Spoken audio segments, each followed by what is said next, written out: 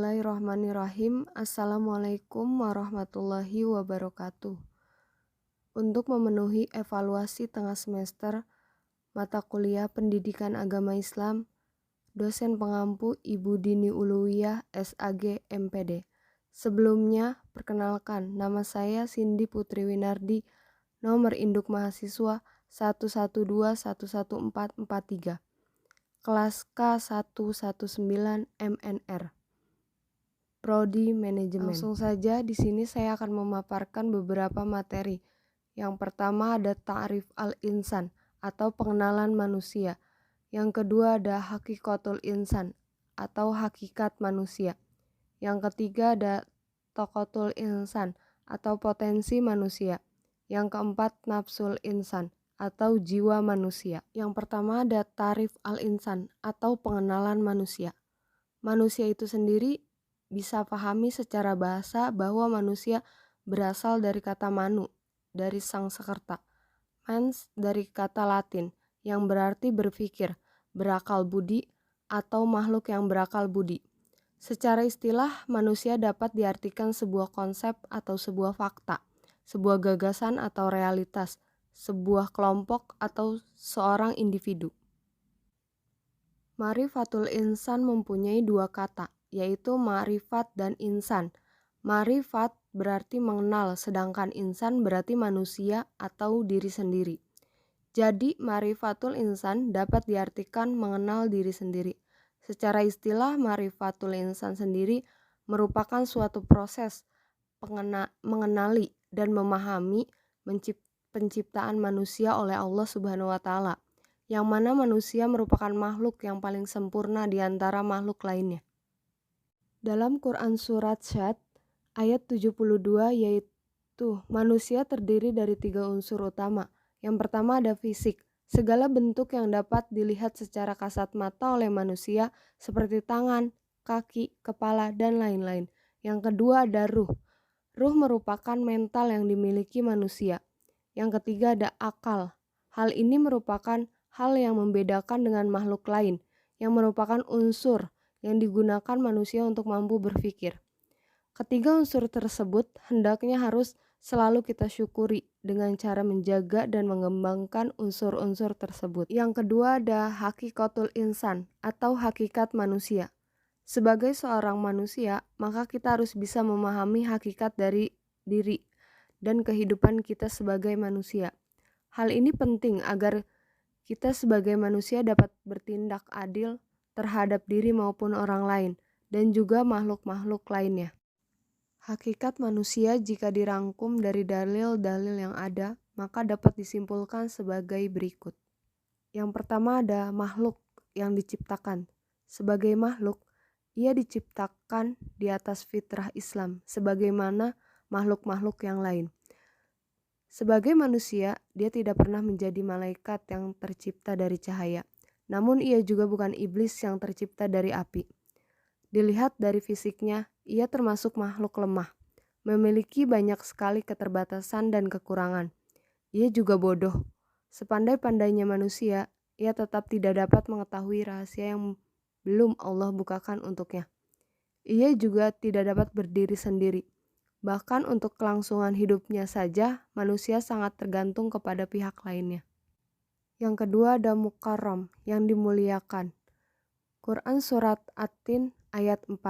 Sesungguhnya kami telah menciptakan manusia dalam bentuk yang sebaik-baiknya. Dalam hal penciptaan, manusia diciptakan dengan penciptaan yang paling sempurna. Akal merupakan kelebihan yang paling istimewa. Bukan hanya itu, alam semesta ini pun Allah tunjukkan untuknya. Yang ketiga ada mukallaf, yang diberikan beban. Dalam Quran Surat Al-Baqarah ayat 30, yang artinya, dan ingatlah ketika Tuhanmu berfirman kepada para malaikat, sesungguhnya aku hendak menjadikan khalifah di muka bumi. Jadi, nikmat penciptaan dan berbagai kelebihan itu harus kita syukuri dengan melakukan ibadah secara benar, dengan segala ketundukan dan keikhlasan kepada Allah yang telah memberikan nikmat-nikmat itu kepadanya. Yang keempat ada mukhayyar, yang bisa memilih.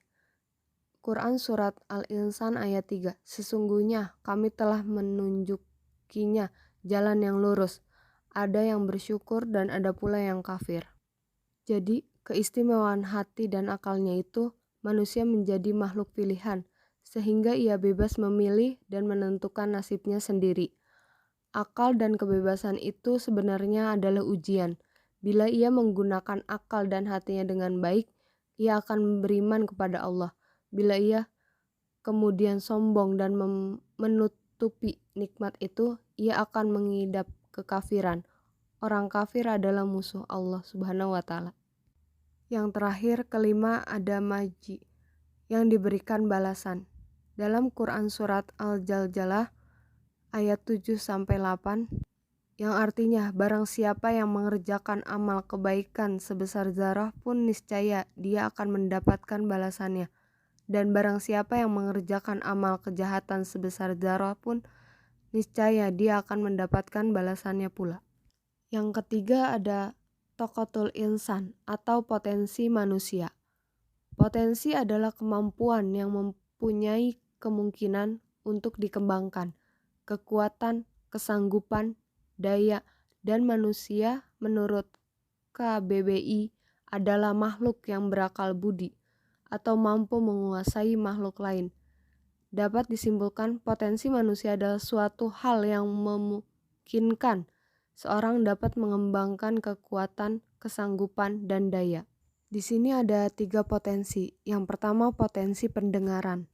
Artinya, pendengaran secara bahasa adalah kemampuan untuk mengenali suara dalam manusia dan binatang bertulang belakang. Hal ini dilakukan terutama oleh sistem pendengaran yang terdiri dari telinga, saraf-saraf, dan otak. Sedangkan pendengaran menurut pandangan perspektif Islam adalah pendengaran ajaran-ajaran Allah yang disampaikan kepadanya oleh Rasul-Rasul Allah. Diberinya manusia hati, akal, dan pikiran untuk memikirkan, merenungkan, menimbang, dan membedakan mana yang baik bagimu dan mana yang tidak baik, mana yang bermanfaat dan mana pula yang tidak bermanfaat. Yang kedua ada potensi penglihatan.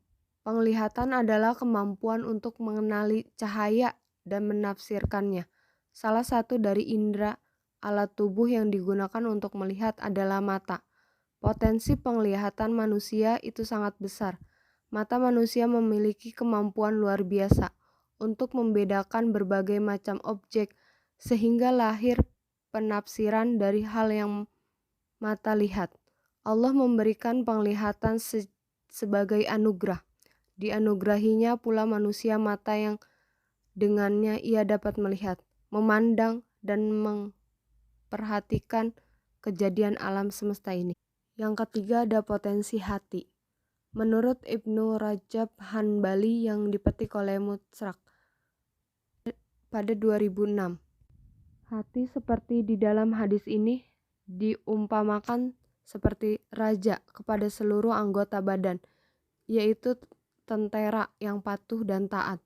Sekiranya raja itu seorang yang baik akhlaknya, maka semua tentaranya juga berakhlak baik.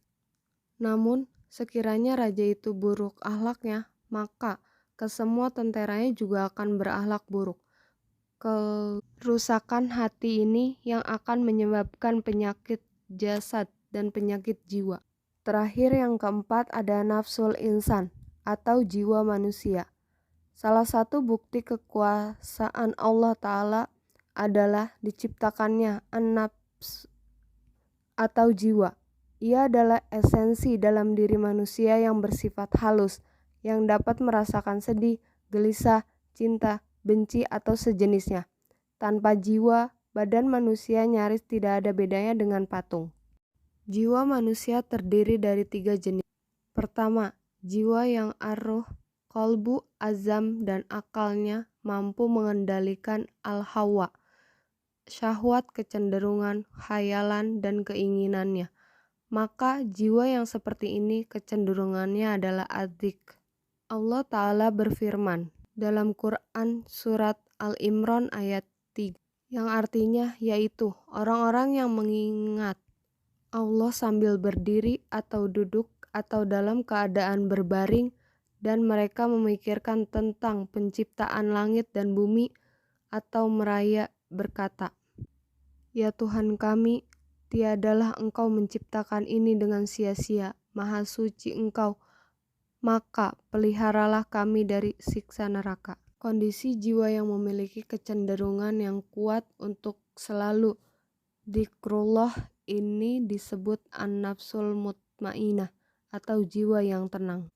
Yang kedua, jiwa yang arruh, kolbu, ajam, dan akalnya tarik-menarik dengan al-hawa, syahwat, kecenderungan, khayalan, dan keinginannya. Jenis jiwa yang seperti ini, kecenderungannya masih terpengaruh ar-rayu atau rasio, sedangkan ar-rayu seringkali pijakannya adalah dejan atau sangkaan. Inilah yang membuat jiwa berada dalam keadaan ragu memilih, atau iman atau kafir, taat atau maksiat, baik atau buruk. Dalam Quran Surat An-Nisa, yang artinya mereka dalam keadaan ragu-ragu antara yang demikian atau iman atau kafir, tidak masuk kepada golongan ini, atau orang-orang beriman, dan tidak pula mereka kepada golongan itu, orang-orang yang kafir, maka kamu sekali-kali tidak akan mendapat jalan untuk memberi petunjuk baginya. Jadi, jika kondisi tarik-menarik ini terjadi kepada seorang muslim, maka jadilah jiwanya an-nafsul lawamah, jiwa yang menyesali diri.